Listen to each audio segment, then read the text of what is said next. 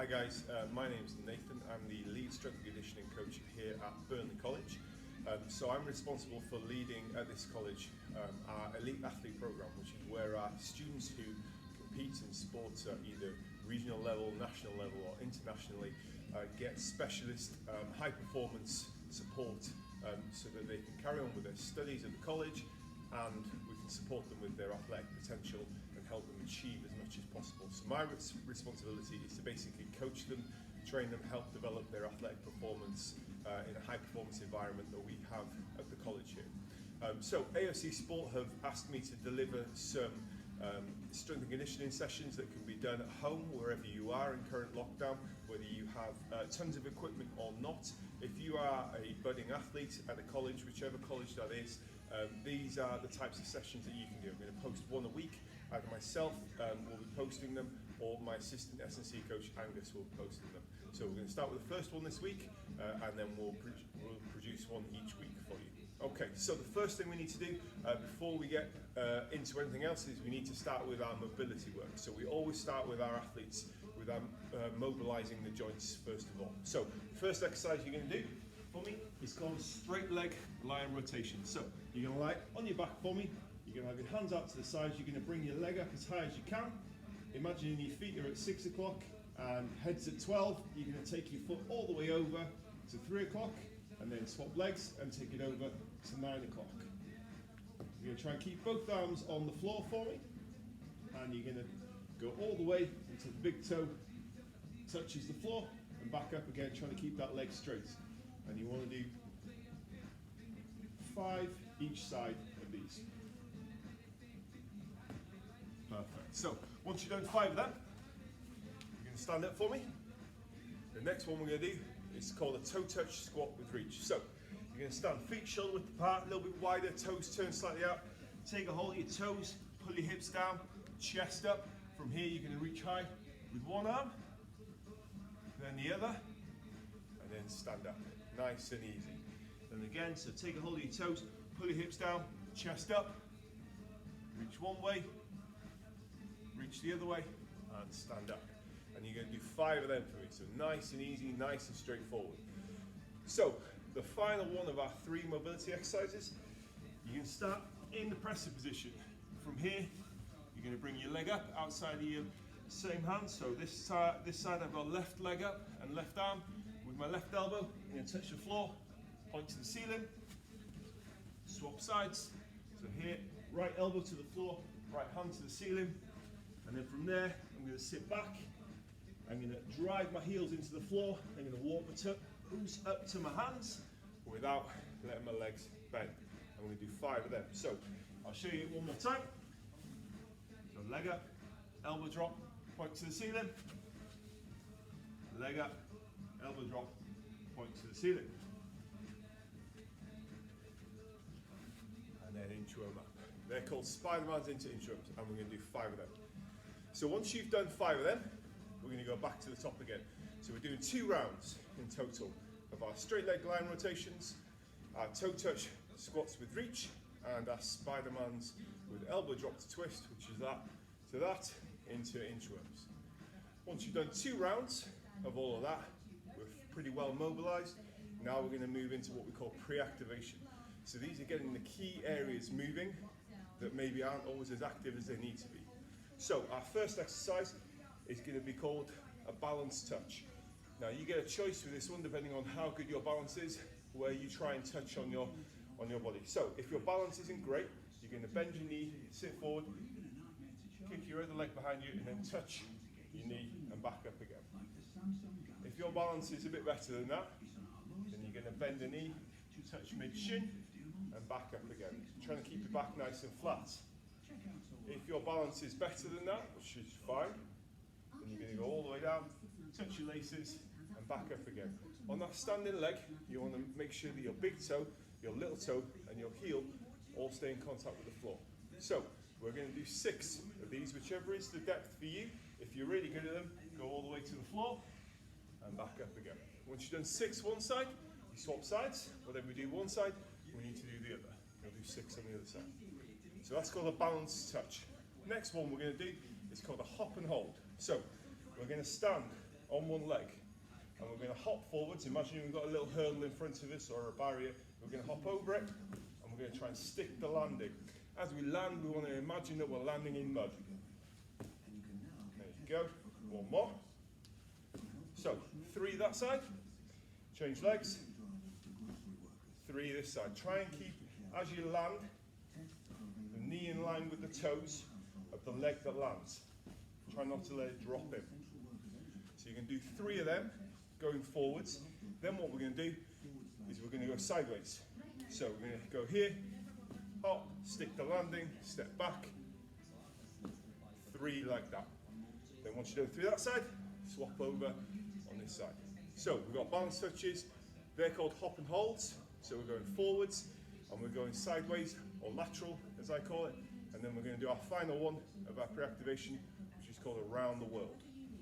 So around the wall, you're going to lie on your front for me in this position here. Hands down by your sides. You're going to lift your hands up. Big circle overhead and back down again without letting your hands touch the floor. Once you come back down to your sides, let them touch the floor, bring them up, and then big circles overhead. And you're looking to do 12 of them, and we're going to do 2 rounds of those 3 exercises. So you'll do 6 balance touches each leg, 3 hop and holds going forwards, one leg, then the other, then 3 hop and holds going sideways, landing on one leg, then landing on the other leg, and then 12 of those round the worlds, and you'll do 2 rounds of all of them. So that's our pre-activation done. Once we've done our pre-activation, we're then going to go into our core work. So our core work today consists of 2 exercises, nice and simple. An exercise called plank touches, and an exercise called dead bugs, and we're going to superset them, which means do them one after another. So, plank touches, you're going to start in this position here, feet shoulder width apart, big squeeze of the glutes. So squeeze your glutes for me, and then you're going to touch opposite shoulder without letting your hips turn. So no rotation through the hips, thumbs not up here, nice and level, little pause on each shoulder. And what you're going to do is you're going to touch each shoulder 8 times. So it'll be 16 touches, 8 each side. Once you've done them, you go onto your back, and we're going to go into a dead bug. So a dead bug is called dead bug because in this position I look like a dead bug, and from here, opposite arm and leg are going to stretch towards the floor but not touch the floor. I'm going to keep my back on the floor at the same time, and I'm going to do 8 each side.